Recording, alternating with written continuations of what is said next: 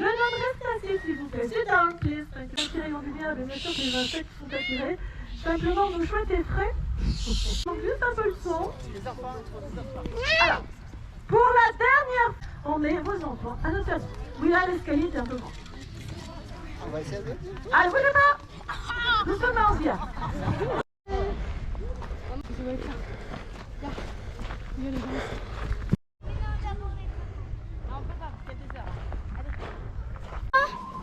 Non mais nous. Je sais pas si t'as le droit d'y aller. Tu vas aller là-dedans. Ouais, mais toi je parie que tu vas être première.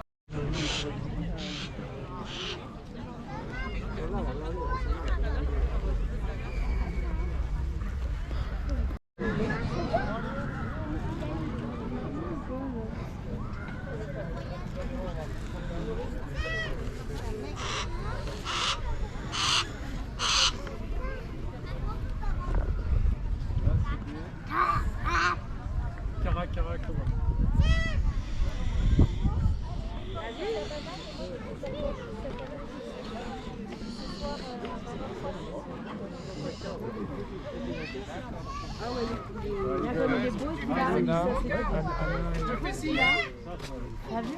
Pourquoi? C'est un oiseau. Viens, on va aller s'asseoir. C'est quoi? Je sais pas. Moi, je vais m'asseoir. Deux pareils. Ouais.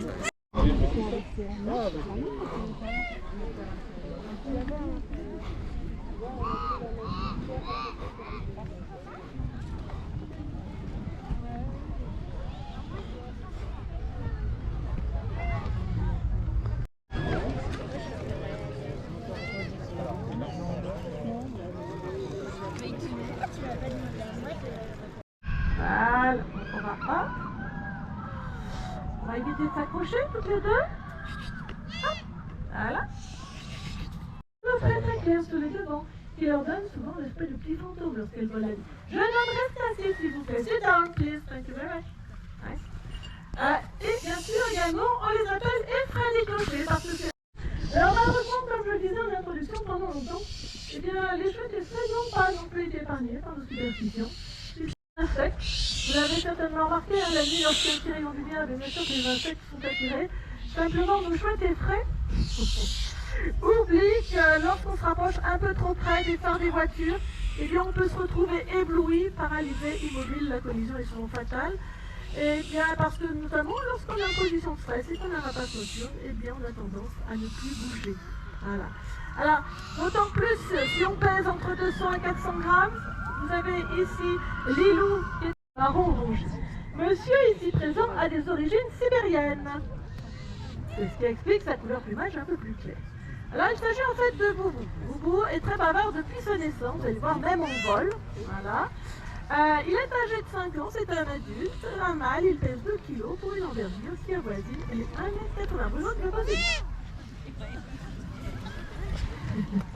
Alors, bien sûr, je vais côté des têtes que les fêtes n'ont pas. Vous faites très bien les hiboux, de l'image, il manque juste un peu le son.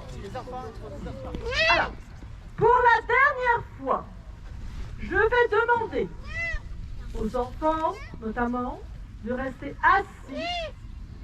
Sinon, nous ne pourrons plus faire circuler les oiseaux, les faire voler au-dessus de vous. C'est pour une raison de sécurité. Merci. Alors, j'en reviens donc là où les rongeurs sont les plus actifs. Pour en venir à la différence entre les hiboux et les chouettes, eh bien les hiboux possèdent de chaque côté de la tête des pinceaux de plumes qu'on appelle des aigrettes et qui nous indiquent l'humeur de notre hibou. Si vous regardez bien, là les aigrettes sont couchées sur la tête, notre hibou est détendu, il se trouve bien votre présence, c'est pour ça qu'il est toujours aussi bavard. Wow. Et qu'il s'amuse à vous survoler. Ah, c'est notre hibou grandi. Si les aigrettes étaient levées sur la tête, là ça serait tout autrement, ça voudrait dire les mâles de faucon cresserelle, eux, leur sont c'est ce qu'on appelle un petit vol papillonnant. En fait, c'est un petit vol battu, on bat très très vite des ailes de façon régulière, mais vous voyez, ça permet de se développer quand même assez rapidement. On va souvent utiliser ce genre de vol lorsqu'on survole vos jardins. Parce que c'est vrai qu'on aime bien les petits rongeurs, mais si on peut aussi avoir quelques petits oiseaux pour varier son menu, c'est pas plus mal non plus. Le but, c'est bien sûr de dépenser le moins d'énergie possible en se déplaçant. Alors n'oubliez pas, on va tester votre souplesse au sol. Hein. Voilà. Alors, même si la couleur diffère, eh bien, ces rapaces, on les trouve souvent postés le bord des routes sur des piquets de clôture. Je peux bien sûr parler des... Ah, non, sur les piquets de clôture, des buses, effectivement. Je reviendrai sur les bilans tout à l'heure. Chez nous, on l'appelle la buse de Harris. À l'état naturel, bien sûr. On les trouve au Texas, entre autres au Nouveau-Mexique. Ce sont des oiseaux qui sont très sociables puisqu'ils vivent et ils chassent en groupe.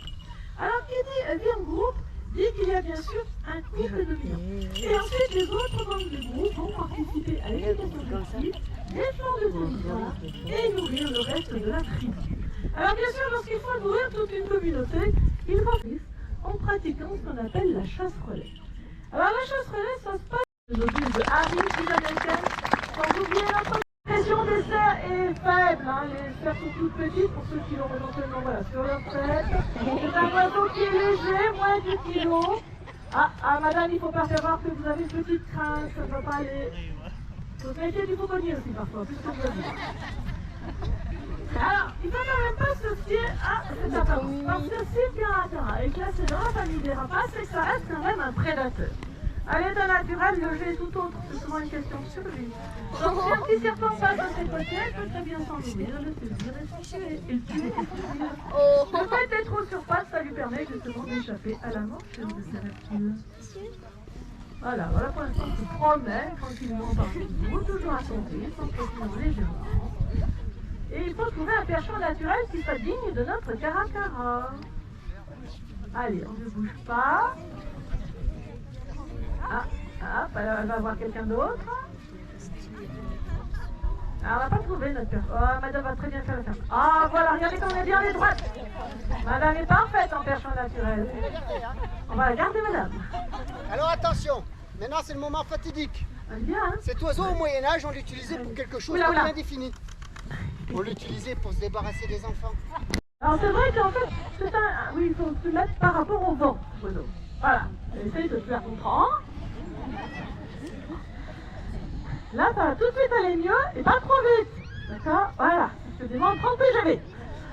Donc, s'il y a un jeu favori, c'est saute-mouton. Alors, c'est un comportement naturel parce que nous, on n'était pas du tout partis pour faire ça. Simplement, Basia, elle se fait plaisir. Donc, on met vos enfants à notre service. Oui, là, l'escalier est un peu grand. On va essayer de... Allez, bougez pas! Nous sommes en Zia. 5 pour une envergure qui avoisine les 2 mètres.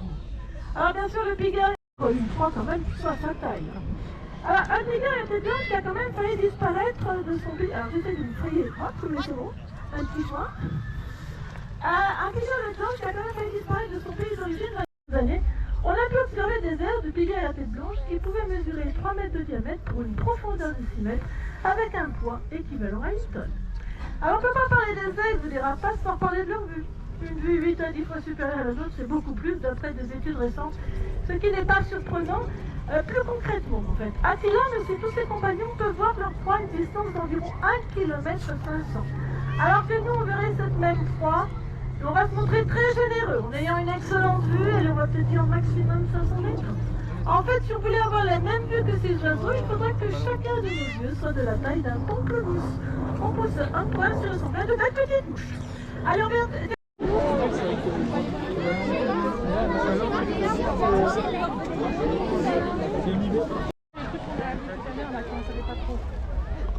C'était le truc dévoilé là.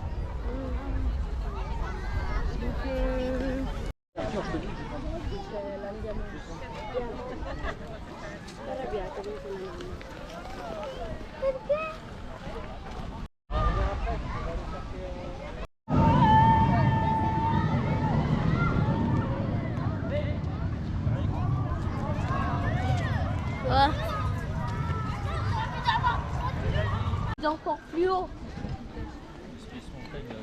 Papa, tu te rappelles là l'attraction quand tu étais devant et tu faisais des films? là.